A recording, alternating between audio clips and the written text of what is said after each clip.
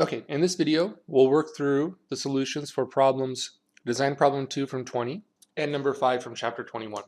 Okay, so in chapter 20, design problem 2, it says design a circuit that contains a NAND latch and only allows the output to change when the button is pressed. The circuit's inputs and outputs should be the same as a NAND latch except for the addition of the button input. Assume the button press equals a logical 1.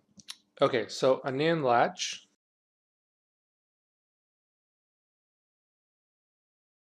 has two cross-coupled NAND gates, and the behavior of the NAND latch is very similar to the NOR latch, except my signals are inverted. So 0, 0 is my forbidden state. 0, 1, or when S is a 0, will force the next state to be 1. 1, 0 will force it to be 0, and 1, 1 will just keep the same state. So we can trace through the circuit to see how it behaves. Let's say that S and R is 0, 1, and my initial state of my output, Q and Q naught, it could be 0 or 1. But in the case of 0, 1, it doesn't matter actually, because let's see what happens. When I NAND anything, whether this Q naught signal is 0 or 1, NANDing something with 0 is always going to make the output 1. This 1 comes around, and then I have the NAND of 1 and 1. Well, this is always going to be a 0. 0 comes back around here. So eventually my circuit stabilizes. These two NAND gates feeding into each other, the outputs back into their inputs, and I have 1, 0 on my output. 1, Q is equal to 1. And note that this is exactly what we see in our next state table. When 0, 1 is on my input, I am forcing the state to be 1, Q equal to 1. Now let's say S changes to 1, and so instantaneously then this is the state of my circuit, and I'm going to NAND 1 and 0. Again, this is still 1, so 1 comes around, and then 1 and 1 is still 0. And so 0 comes around. So now my circuit is stable. It's not going to change. The signals are still propagating through both these NAND gates, but my Q is maintaining the value that it was before. And so this is what I see with 1, 1. I'm maintaining the state, or this is the storage property of this latch. I'm remembering the current state that it's in, as long as the inputs S and R are both 1, 1. Okay, but what I really want to do is add a button to this circuit so that when the button's pressed, this NAND latch takes the inputs S and R and behaves essentially as a NAND latch. But when the button's not pressed, I want to keep the same state.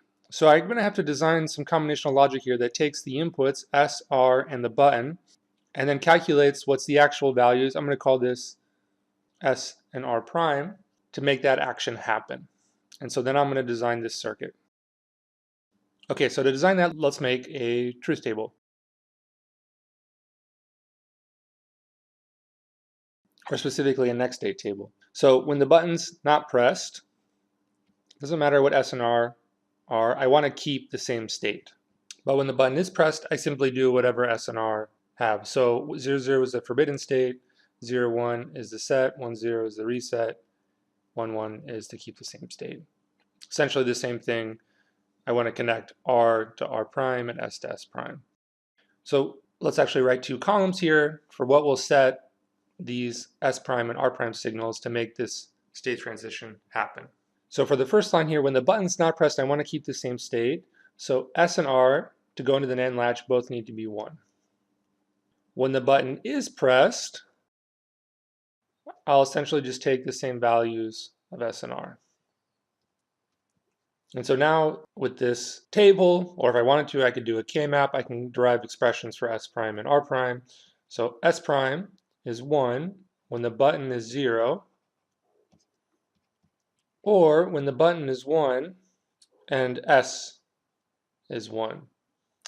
And with the no-name property, this is just button or S, and I can see that I have something similar for R prime, which is 1 if the button's not pressed or if R is 1. So my circuit adding this functionality looks like this. And this is essentially a gated NAND latch.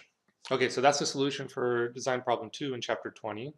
Let's look at number 5. So for this problem, we're given a circuit and we need to write a state diagram and a next state table for the following circuit. And the input and the output are both called Y, so technically these are the same net and connected to the same wire. I'm just going to call this Y. Okay, so the first thing that I'll do is a next state table. So I have an input X, and the Y is actually the current state of my flip-flop.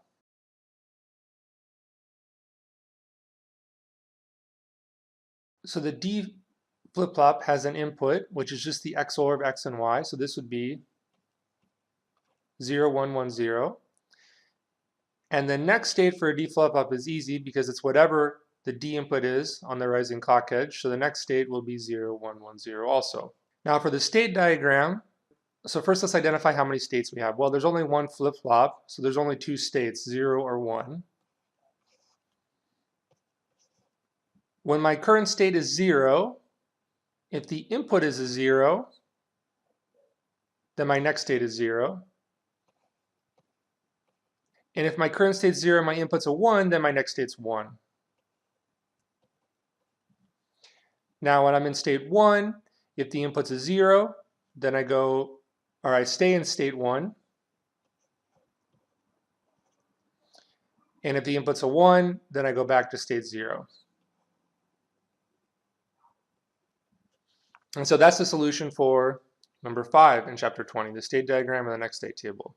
Now note that if instead you treated the output as a different signal, so it doesn't have feedback going back into the input and back into the D flip-flop, my next state table would look like this.